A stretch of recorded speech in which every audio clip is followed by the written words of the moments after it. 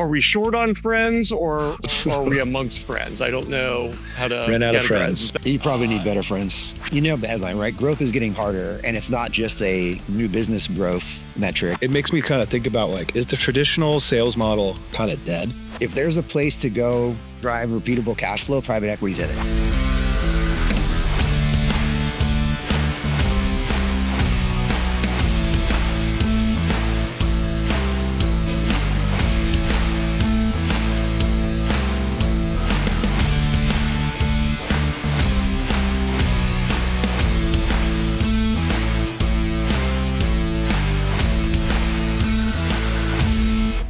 Welcome back. Another beautiful episode of the Cheat Code and Friends.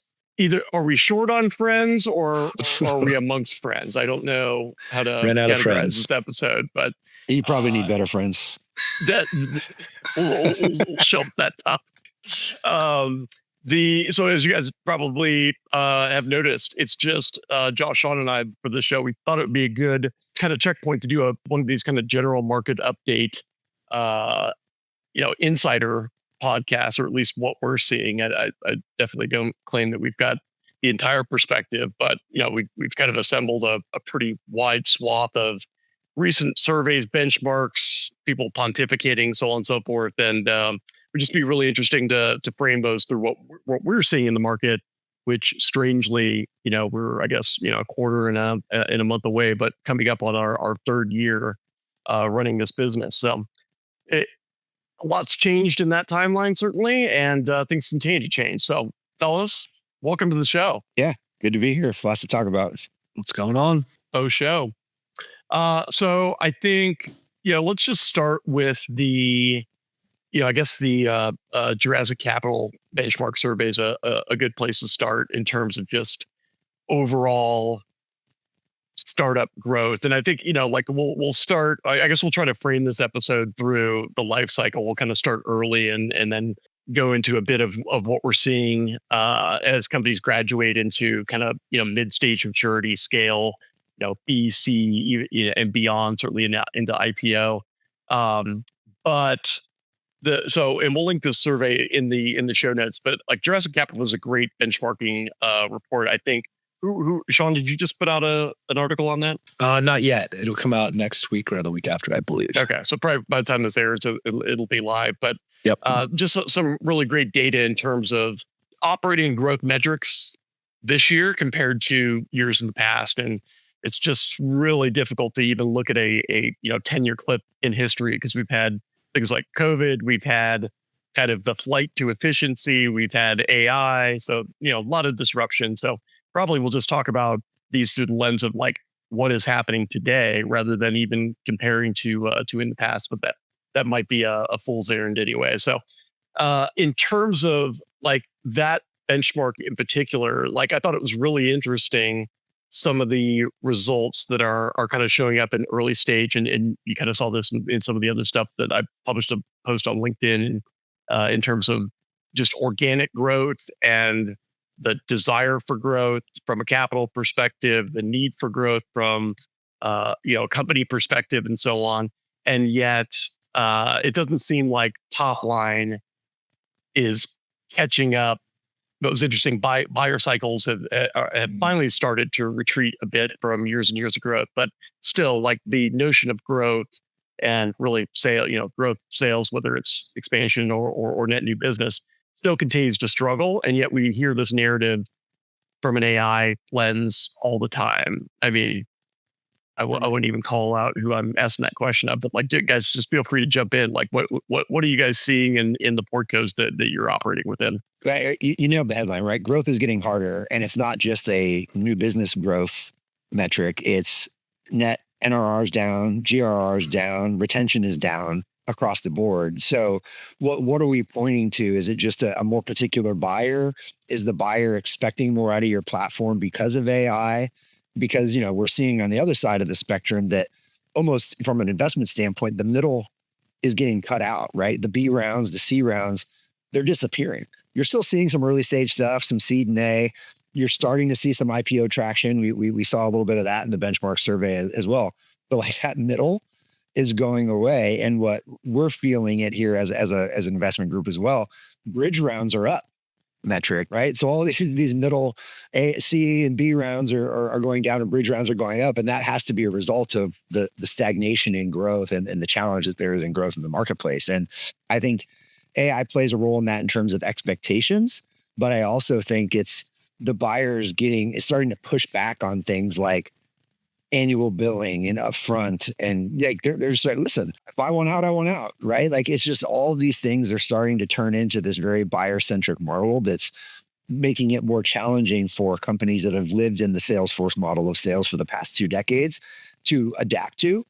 And then the AI companies was like, listen, man, it's consumption based. You go, we got our 10 employees, our AI does the rest, you buy it as you go. And then they're seeing the quadruple growth while everybody else is struggling for a double. Well, Yeah. I think, the big thing there, I would argue, like the middle is disappearing across almost every category that you could segment something into, whether it's, I won't get into the political side of things, but like so you mentioned our portfolio, right? So we have 2 portcos that just are either in the process of or just closed bridge rounds. The interesting thing is those are bridges to profitability. And the plan there is last money in, right? Mhm. And so like what you used to see as a graduation to just like, hey, you set a growth rate and you continue to try to burn that, towards that growth rate, and keep that constant. And yet on the other end of the spectrum, which you just kind of hinted at here, like your hyperscalers, which really requires fundamental disruption, I think, in this market and maybe going forward, in consumption models. And like, hey, 5 people are going to use it, and then suddenly 500 people are using it, and then 5,000 people are using it in the organization. Like that's a whole different model. Like certainly in vertical SaaS, I yeah, I think that there's a very real case to be made that your goal is to, establish market fit, to capture the voice of the customer, to provide real value, and then frankly to become a real company. Yeah, I mean, it makes me kind of think about like, is the traditional sales model kind of dead, right? Like the same way that the sales Well, forces went to what's the market. traditional sales model? You come in there, you have SDRs doing outbound to build pipeline. You've got AEs to close. You break them up by Then segment. yes. Yeah, right. Because interesting thing that I found out yesterday.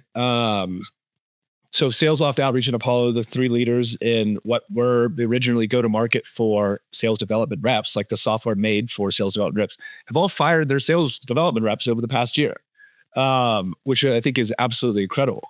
And it leads me to believe, like, so if you're putting all the onus back on the AEs, right? It's like, what does that model look like? Is it that the buyers are too educated? Is it that the kind of the spray and pray model doesn't work? Is it that there's just too many people with kind of the same message? Is it that there needs to be consolidation in the market? Like, what's happening here? Is it just that AI makes it easier to sell? Like, there's got to be something bigger than just SDRs don't work. So that notion combined with what Josh kind of mentioned in terms of like ultimate customer power and yeah, I want to be able to cancel whenever I want to. I want to use it whenever I want to. I think there's, those 2 notions are related because like I refuse to talk to an SDR. I Right. think most people refuse to talk to an SDR, certainly if you're, at a certain level and above within in an organization. So like, and why? Because there's no value in it. All the value was like, when you look at those traditional definitions, like, oh, I can't be bothered to do prospecting and set those appointments. So I'm going to hire this role that just does that aspect. And there's so much demand that, I can probably just set my appointments based on inbound and then I can swoop in as a quote unquote AE and close those. So I think more than anything, and this is really reinforced by what we see on a daily basis, but like trying to use those definitions and be like, oh, my sales cycle is going to have an SDR and then, an inside AE and an outside AE, like those just don't matter when you're considering that the customer just wants what they want and need when they want it. And whoever is in front of them, whether it's a screen or whether it's a person, needs to give them that thing.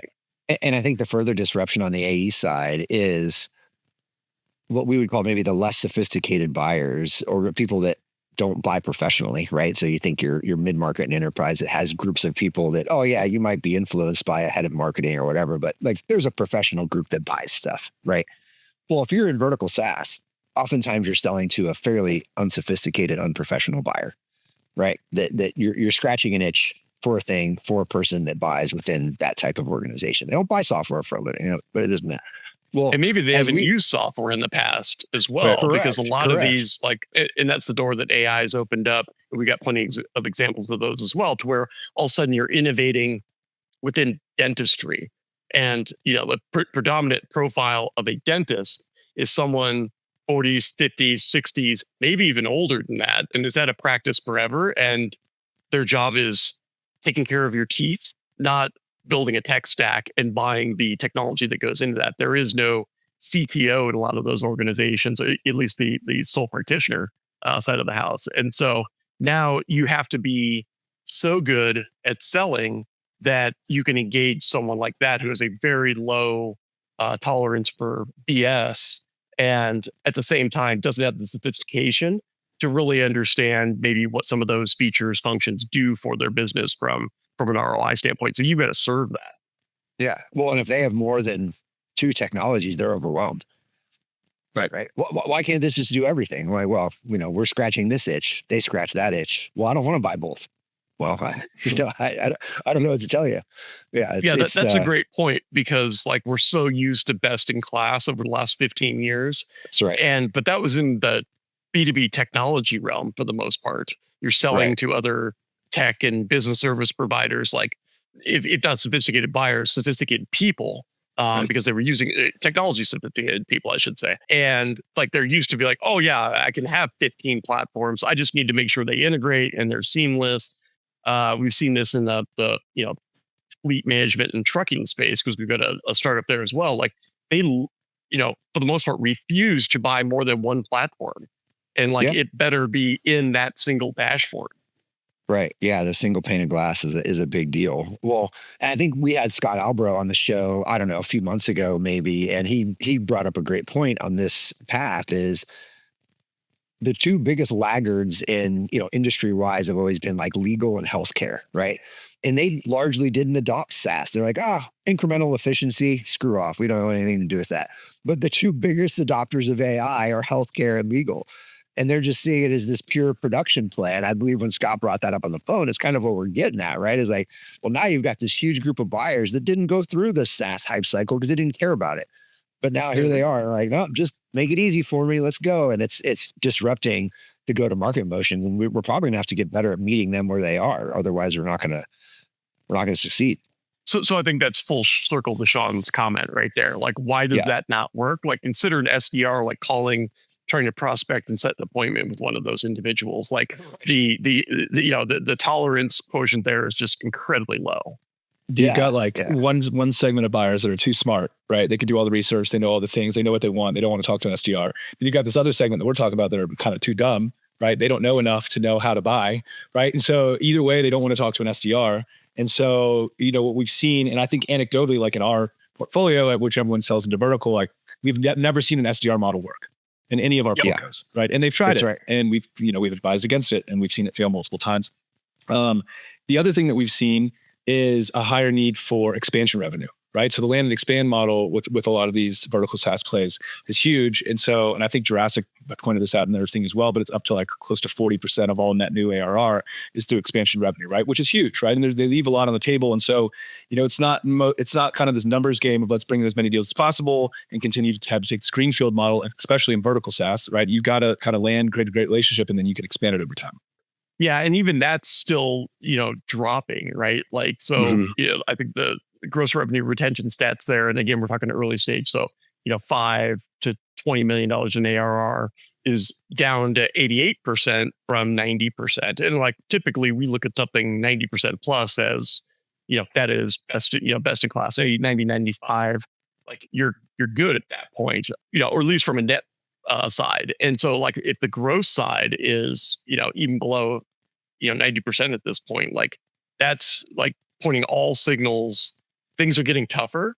And I think when you say things are getting tougher, you just have to say in the same sentence, buyers are getting more demanding. They're demanding value, they're demanding ease, and that, like the same thing that we talked about for years in terms of like hyper customization, hyper personalization, like that's just bled into hyper value. Like everything has to be relevant, it has to produce. And if that doesn't happen, I probably don't need all of the headache. And that's probably the other thing I'd love to get you guys to take on is like, I don't need all the headache of managing this crap. I don't need to go through the implementation cycle. I don't need to create a bunch of new stuff. I don't need to hire a bunch of heads to manage a platform. At the end of the day, isn't going to drive a significant amount of value. Not like, oh, this is 5% more efficient, 10% more efficient. Like that doesn't cut it. Like you have to be 3, 4, 10x more efficient with some of these platforms and drive revenue in order for it to make sense. You know what I do find interesting though is we talk about consolidation, and across a lot of verticals, consolidation is happening at the organization level by private equity, right? If there's a place to go drive repeatable cash flow, private equity's in it, right? Everything from plumbing to HVAC to landscaping to dentistry to eye optical, whatever. Like private equity owns a significant portion of that market. And one of the things that you're finding is these unsophisticated, and I'm calling them unsophisticated, not because they're not good at making money. They all are probably doing, you own a HVAC company and you're doing pretty damn well. But a level of sophistication, like buying technology and this and that, reporting to a board, having all of that stuff, that's where I'm seeing the gap in the opportunity is these folks aren't used to serving up board metrics. Like, how are we forecasting? What is our customer acquisition costs? We're spending this much money on marketing. What does that yield? Right? They're probably doing local radio ads and maybe did the Rosie on If they're the doing house, marketing at all.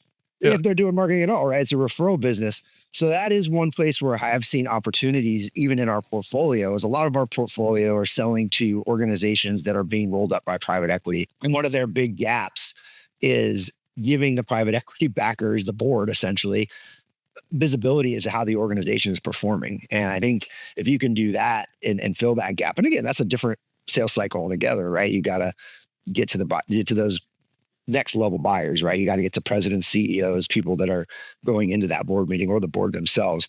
So I have seen that trend, at least in our portfolio, happen quite a bit. Well, it's the same, harkens into what we were just talking about. Like you have to find where the value gap is and get really good at targeting and delivering within that area, right? Like trying to go into all these single, solopreneurs, single practices and convince them that they, can be so much better is again, probably not the best way to penetrate that market. And so if you can find areas where there are rollups happening and that they're trying to consolidate tech, they're trying to fill gaps, they're trying to, create that 1 + 1 = 10 equation, like that's a great market and great segment to create a message around and aim squarely at. Hey, Sean, do you know what Sales Loft Outreach and Apollo, what's their solution? Is it just full cycle AE, or are they changing fundamental pillars of go-to-market at the highest level? Well, I went down a Reddit thread of this yesterday, Okay. so I think the jury's still a little bit out. Do we want to know where you ended up? You're right. So it sounds like they kept inbound SDRs, and it sounded like they had enough inbound to offset the outbound.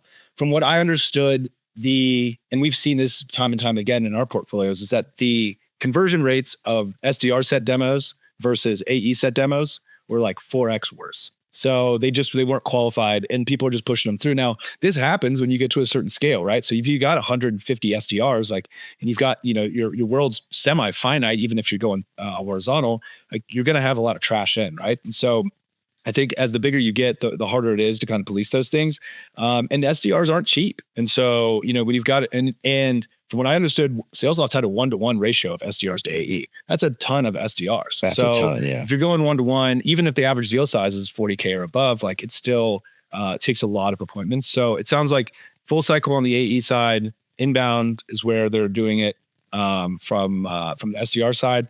And then there were some rumors that Apollo and Outreach had rehired some SDRs for outbound, but they called them by different names and they're more strategic now. And so, it is what it is. But I think if you're going after big enterprise accounts, like it does make sense to have somebody who can help tag team those things. But it's more, I think, on a pod kind of scenario where those SDRs are involved throughout the whole sales cycle versus just setting the appointment and moving on? Well, I think that's the key right there. And if I was starting a company tomorrow, like that would be the biggest area that I would focus on. Like, how does the sales cycle function? I.e., how does the buyer buy? And how can I architect subject matter experts to serve each natural node or segment of that buying process? Like Josh, I know you're laughing because calling something different certainly doesn't make it something different. But like, if you really approach that and say like, okay, I need an expert that can handle like, let's call it top of funnel questions for lack of a better term. Just does this make sense for you?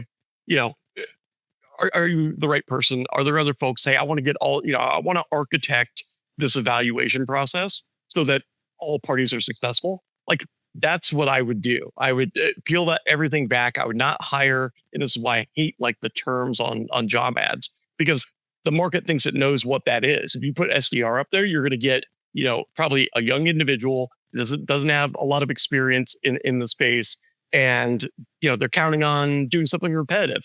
That just doesn't make sense in today's business environment. Like, just because something needs doing does not mean that we need to put a headcount towards it. So, but what does need, these days, like anyone can find what they're looking for very easily through Google, not even through search results, but through AI, aggregated information, so that there's no need to read the brochure. Like, what is that next step that's logical that says like, okay, yeah, but I want to know what that would look like in my environment. All right, great. That's where you hire and train. And that's probably the biggest like underscore there. Like, really enable those people to answer those frontline questions because someone's doing an evaluation on solutions, and do that effectively so that now you can go into a more customized sales cycle, which is really like all the information that you find out, which is really discovery. And take that information, mock up a quote unquote demo that really knocks the sock off of everyone, addresses all their individual pain points. That's a great way to architect internal teams rather than saying like, oh, I've got this volume, velocity, qualify, prospect motion that I'm going to hire SDRs for, then AEs, and then, so on and so forth. Like, just the old definitions don't work. And the way that we deployed those resources before does not work. Yeah. I do wonder around like just general marketing and awareness, because you talked about inbound, Sean, like, okay, SalesLoft has enough inbound to keep their people busy.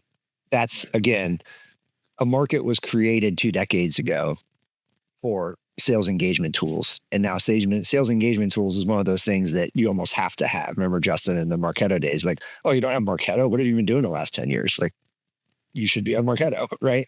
And it's kind of like that where sales engagement is like, oh, well, you have to have a tool. Now you got to pick which one's the best. So there's plenty of searching happening. Oh, best sales engagement tools. There's lists, there's breakdowns and this and that. But what if you are in that vertical market and you've got a buyer who isn't used to buying tools, and are they out there searching for XYZ platform, right? So yeah, what do you do to create awareness? Yeah, I mean, events, right? That's what everyone feels like. They events. need more events. Just go to events. That's it. That's good. I think in all reality, like, it's a great point, right? And I think it's tougher for a vertical brand to have a brand, a vertical organization to have a brand the same as it would be horizontal. But if you go back to the motion of selling, like, it's got to be more relationship based. You know who your buyers are. You know the finite universe that you can live in. It's usually not hundreds of thousands of accounts. It's thousands of accounts, if even less than that. And so that those spray and pray model doesn't really work from the SDR side, as we've discussed. And I think from a marketing perspective, like, I think thought leadership goes a long way, and I don't see enough of it, especially even with our own portfolios. The people who are the knowledge experts, and Charlie, like our CEOs that have been in that seat before, being in talking about what the pain point that they had and trying to relate to those buyers. Because, as you talked about earlier, like a dentist, all they want to do really all day is work on teeth. And somehow if they have their own practice, then they have to run a business. If they did decide, they go to dental school to learn how to run a business. And then they have to go and market things and they have to bring people in. And so, I think in that vein, like, if you were to be, a CEO of a company that sells to dentals, I would talk about it and get some thought leadership in there and try to connect with them on the places that they're looking at. And like, it's a different way to market. It's not the same as like, getting a booth at Dreamforce, but it does create a brand. I don't remember who told me this was several years ago, and I like the concept. I don't want to take credit for it, but I can't remember who did it. So they were saying that the future of the SDR was going to be basically this quarterback that used the executives for a door opener. So as example, if you sold financial software, right, and you sold in the mid-market and enterprise, as the SDR, you're not going to reach out to them because what are you going to talk to a CFO about? You might be a first job in your career or whatnot. You have no peer-to-peer credibility, but you could do all the homework, and then you could take a stack of highly qualified, outbound prospects to your CFO and say, hey, I need you to reach out to these 10 people. Here's the messaging. Here's the pain point. Here's how we're going to create collaboration. And chances are you're going to get a better connection point because your CFO reaches out to the CFO and you can kind of create a play that way. And I actually thought that was super interesting, right? Like the SDR's job is like serve up qualified opportunities that you have your executive team go open doors to. I don't know that anyone's done it super, super well. It could be an interesting play though. Yeah, Well, you always get I those think LinkedIn messages that it's like, on behalf of my CEO, I'd like a meeting. Yeah, but you know what I'm saying? Like Right. actually have a motion around executive outreach. Right. Well, I think, if you're looking for a proxy for who those people probably are and aren't, like, I think they aren't SDRs and BDRs. I think they are Right. just represented in the AE hiring Yeah, right. stats that we see. Like the 77% of the Inc. 5000 said that they are hiring and expanding their sales teams. Right. And we've seen that, right? Like it's taken us 3 years, but we are using a recruiter within a portco for the first time ever right now. That like people are still hiring for sales. And I think, is there an AI result, a result of the permeation of AI there? Absolutely. Like the repetitive shit, the low level stuff.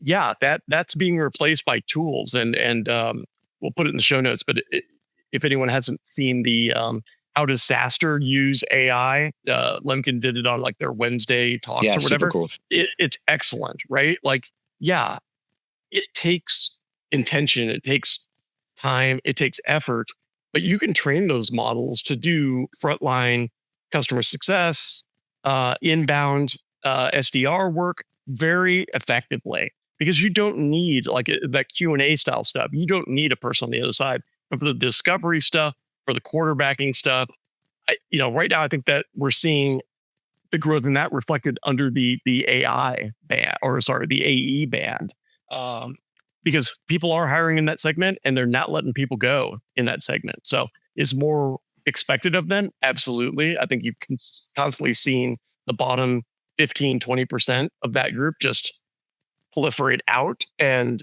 probably are on the market today, but that's not who people are looking to hire. Like they're looking to hire people with demonstrated success.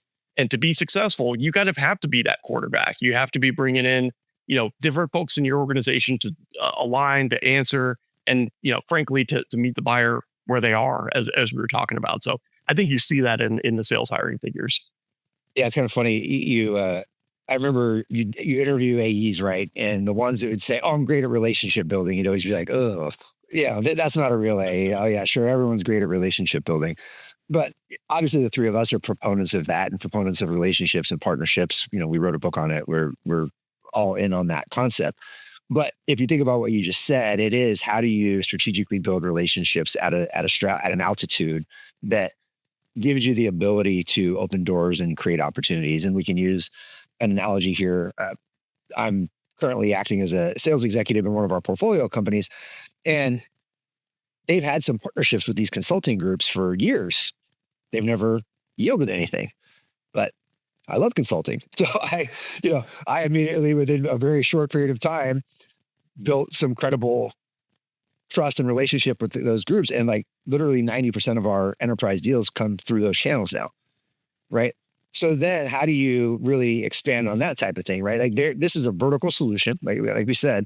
So in vertical solutions, the opportunity is there are all sorts of niche consultants, one-man shops, or maybe a small 10-person shop that is an subject matter expert in that business that has the ear of the executives because they're the go-to. Go find that person, right? And sell through them and use them as augment their offering with your solution. And that's kind of the motion of really getting, high level door opening and an executive alignment. And it's just a thing that people don't take advantage of enough. To your point, Sean, yeah, I'm an early stage founder. How do I get her? I'm going to go to some events. Great. And all of a sudden you've spent 300 grand on events and you don't even know what you showed for it, when you could have really invested in some really strategic relationships that are going to yield results for a long time. So here's the solution. You mentioned, like, it's hard to hire salespeople because everyone says they're great at relationships. Like tell me where you've done that and show me, what those results have been, should be the follow-up question to that. And then go talk to the parties that are involved within that story or that analogy. And you'll find out really quickly who did what. But the reason why no one focuses on consulting is, like, consultancies tend not to be your hyperscaler, hyper growth, like segmented go-to-market teams. If they have sellers, they're like doing double duty. They're consultants that also sell when they have the spare time. And therefore, they are not because I'm going to look through the lens of the business that you're talking about. Like, the technology partners in that segment are proactive. They know what the gaps are in their technology solution, and they are proactively seeking out partners to fill that gap so they can continue their growth and scale. Consultants, for the most part, do not do that. They just assume, like, hey, I'm going to find business when I find business, right? And so, to use your analogy, what you've done there is you've gone out and you proactively assigned a value that you can provide to them, and you've pitched them on that value. They bought into it, and now you're going to market together. And that little bitty, like, gap, like, the partner could be there, they could be under contract, they could be on your website, but are they successful and driving joint business is just that easy. Have you identified your value prop to that partner, and are you actively putting it in their face every single day? Like, that is the reason why so many partnerships don't succeed. And it's also the reason why, like, so many bad sales hires happen, because everyone takes, sellers sell the one person they need to sell, which is the individual hiring them. So, but, like, if you want to get ahead of that, like, it's so easy just to, like, give you some examples of what you think building a relationship are, what it yielded, and then just double check that story time. Yeah, I mean, speaking of relationships and even with partners, right? Like, I think relationships are critically important for post-sale as well, which people don't focus on enough. And so if you think about, AEs now being full cycle, like, it's not far-fetched that they would also continue to own that account post-sale, right? Especially if they're trying to upsell or cross-sell and create those relationships.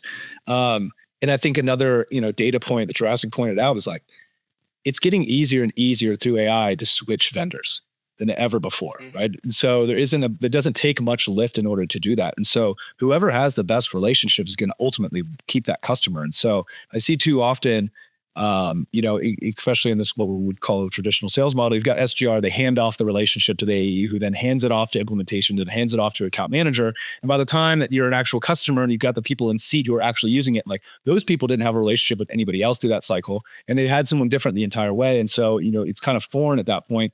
And then if you've got a switching, whoever is the key, point of contact, or the manager, or whoever's running that software, right? Then all of a sudden you've got kind of no one they've ever worked with before. And so I think relationships are super important during the sales cycle, but also post-sale. I think you can also leverage those partners who help you do that sales cycle for post-sale as well, and doing expansion revenue. So this was my axe to grind, and I've been saying that for years. And anytime I talk to someone who was at a software company, they'd be like, that just doesn't scale. And my answer to that is, fine, I don't care, because the results that it yields are outsized and astronomical because of exactly that. Like, if you've got an expansion opportunity or a sales cycle where you have a first bite, second bite, so on and so forth, and you're handing that off, then you better have the best operational process to steward why that person purchased, what their KPIs are, and you better be speaking in those KPIs, not the terrible usage KPIs that every software provider's been talking through over the last 20 years. And there's my point. Like, the metrics, and again, the survey is linked in the show notes. I'd invite everyone to take a look through it because there's a lot of great information in there. All of these metrics are generated by companies that are doing that crappy process, handing it off to the next person, handing it off. We've got to wipe the slate clean here and really take a look at what creates success. That's going to drive revenue, and start re-architecting go-to-market, even from a reporting structure standpoint. I will never understand why revenue i.e., like CS and AEs, sales, report to two different individuals. I'll never understand why CS is owned by COOs in most organizations and AEs are owned by a CRO. Like that's customer lifecycle. They should all be owned by one person. It should be one continuous process. And then same thing under like marketing. Like why is like product marketing owned by a CMO whose job it is to fill funnels? Like they're two different functions. Like why is brand like demand gen versus more traditional marketing or brand and or awareness? Two different functions. Like we've got to take a look at how we've structured these things in the past. My point here being like that's the most painful part of my day. I'm sure it's the same as you guys, is when a CEO has this I don't know where this book is, but like it's probably the only book I've ever advocate for burning it. Like this traditional sales process book is dog shit. It's terrible. It doesn't work. And it was created in a heyday where no one knew, what that new shiny object was. They were just so excited and clamoring to get it that we had to deal with things like too much inbound and customers that just would take a little bitty grain of value and be happy with it. Like that's just not the case anymore. Like you have to figure out a way to deliver wow across the entire cycle. If we bring this full circle, right, we kind of led off with some benchmarks that are telling us that, the investment market and the growth market is fragmented, right? You do have hyperscale growth companies that the big traditional VCs are going to go after, right? And if you're a founder, you're naturally optimistic, and you think that you're one of them. But the chances of you being one of them is highly not true, right? That doesn't mean you're a bad founder. It doesn't mean you have a bad business. It just means that you're likely not a hyperscale business, because if you were, you'd be getting investment money from a KKR, not someone in your local community like us, we'll say. Right. So like, well, I would even segment that further. You know what I mean? Like huge checks go to huge growth, right? Mm-hmm. Right. Like no one is doing a $50 million seed in 9 out of 10 organizations out there. You know what I mean? Yeah. Yes, like you're the first, 5 organizations to bring LLM to market. Sure.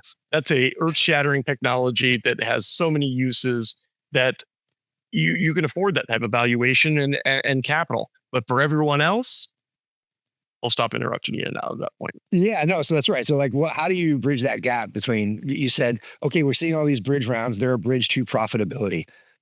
How do you educate the founder on what that means, right? In terms of where that business is going to go? Because if we're saying the middle's cut out and you're either one of these big guys or you're still building a fundamentally good business, like educating, I think, on that optionality is really interesting, right? Profitability is a path to options, right? It's a path to M&A. It's a path to just running a business that produces cash, right? It's got these things, but I think that's one of the big gaps, right? Because still the big VCs grab the headlines. We don't. And we're seeing what we've been talking about on this show that is basically the output of all the market trends that are happening and the challenges that a founder's faced when you're not the hyperscaler, but really not understanding what then what do I do next, right? If I'm not going to triple and quadruple and get $50 million in my next round, what do I do? Right. Well, I think that comparison's never been wider from a gap perspective. Like huge. If you're a founder and you're not growing on the minimum 5x year over year and probably 10x and 15x, you're not in that camp. Correct. You know what I mean? Yeah. Like assuming you're trying to commercialize your product and have at least one individual selling. Like if the market demand isn't to that level, then chances are you're going to optimize your business to be maybe a 2-3x growth organization in the early stage, going to a 0.5 to 2x as you get more mature. That's where you need to be looking at burn and profitability as real components and saying, like, I'm building a real business. I am not going to be able to raise on, an 180% growth rate.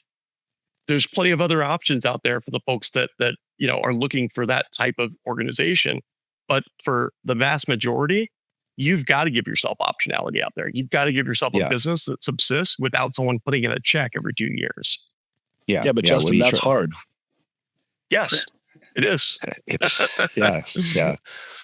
It's really hard. Yeah, I just think that if you take again circling back to the beginning of the show and the AI trend and things like that, that explosive growth oftentimes is from cutting out sales from the most basic parts of the sales cycle. And I think SMB is the first, right? We all see the fear mongers on LinkedIn. AI is coming for your job sales. You're going to be done in 2 years. Like, great, maybe not. I don't know. But I think it's probably going to come at SMB first. And the buyers who, like I said, can go online, get information, run a chat GPT search. If you're not going to let me sign up and trial and do what I want, I'm not even going to bother with you, right? I don't want to talk to an SDR. I just want to try it, right? So you think, how far up the funnel, up market is that going to go to the point where, it capitalizes all of the SMB, some upper mid markets. I don't know. I don't know how long it takes to get to that point, but I think that's the difference between steady, sustainable growth in a profitable business and just, your hyper scale. We can take over the world and do it all without an army of salespeople because we're at 100 million with 10 employees, like a Cursor as an example. Yeah, that's where that PLG model comes into play, right? Especially I was going to say, it comes down to demand. Yeah, exactly right.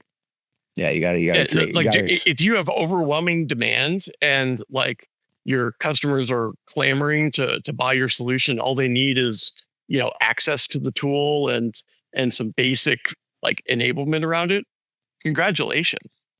But like that's not most companies out there. Like most companies have to actively seek out their buyer, make them aware of the solution, and then enable them to fully get the value out of it. Like that's frankly where I've spent my entire career. Like I've never seen an overwhelming PLG growth motion from within inside a company. It's always been like, hey, did you know this was available? No, I didn't. Like, all right, well, let me architect that and show you what it could mean for your business. Yeah, I mean, that's the other thing you run into with founders, right? Like, oh, well, we're not good at selling. Let's just PLG it. Yeah, I mean, you need to pair that with like a world-class, and I'm talking world-class marketing motion, right? And I think there aren't enough world-class marketers out there anymore. I think people got a little bit lazy. I think it got a little bit too focused on outbound and SDR motion, and that marketing just became kind of this wrapper over it all that would try to take credit for the inbounds, and whatnot, and show up at events. It became but if ops. you have if you have a real world-class marketing and marketing ops, and you're able to run that in tandem with the PLG model, like you're setting yourself up for success. It's a great point because I think this is an old Joe Chernoff quote, if my memory serves, but like, show me a great marketer, I'll show you a great product. Yeah. I was thinking about him as I was just talking. There is no such thing as artificial demand creation. Like there's too much information out there. You can't put things behind gates and people are just gonna be like, all right, well, I'll just fill out the form and get that. Like, no, like people are gonna looking for a way around that gate. And so yeah, I think marketing, for as ubiquitous as it has become, there are so few marketers out there that, like when you divorce it from a playbook, something where you can, hey, I got to do this, and I'm checking all those boxes and great, my job's done. I think we've run the gamut on that for the most part. Like now it is really, are you creative and can you come up with ways that not everyone else is doing to present your customers, your solution, and again, just be innovative. And that circle is very small. And that's why I think, in terms of go to market, like marketing is, I don't believe the sales aspect, like, hey, AEs are going to be replaced by sellers. I think some aspects that were purely rinse and repeat will be replaced by AI, or at least in the near term future. But marketing, I think, is in a really bad place. Content, ops, the creation of process. If we talk to, like, I'd say 9.8 out of 10 marketing ops individuals do not understand the business that they are operating in fundamentally. At least that's been my experience. Like, feel free to attack us in the comments and so on. But like, I've had conversations with people who are like, I think this would be a great idea. And it's like, that doesn't work for like, what are you talking about? And so AI is just doing a great job of picking out all those little pieces that don't make sense and that are inefficient. And in my mind, the call to action is be the thing that does work, be the thing that is efficient and that can't be replaced. Totally. Sounds like a good mic drop there, Justin. Yeah, I lost my mic. Guys, I appreciate it. I think that was a good kind of overview. So like within this, the show notes will link a lot of did a lot of research on what's happening now in the market. This will all be out of date in 6 months, which is great. We'll come back and do another one of these kind of overview shows. But I think, it's an exciting time to be in B2B. It's a really bad time if you think you're running any sort of playbook from before. Like you've got to be creating that. And I think that's where you're going to see, some really interesting things come out of this and some really great talent being stood up and highlighted for their ability to operate without a net. Until next time, for Mr. Josh Wagner, Mr. Sean Kester, and myself, thanks so much for joining us. If you haven't followed us yet, we do this every fortnight. Please click on the old subscribe and you'll get to see not only us every once in a while, but the vast majority of times we're here joined by what I think are pretty interesting individuals. And thanks so much for joining in again on Cheat Code and Friends.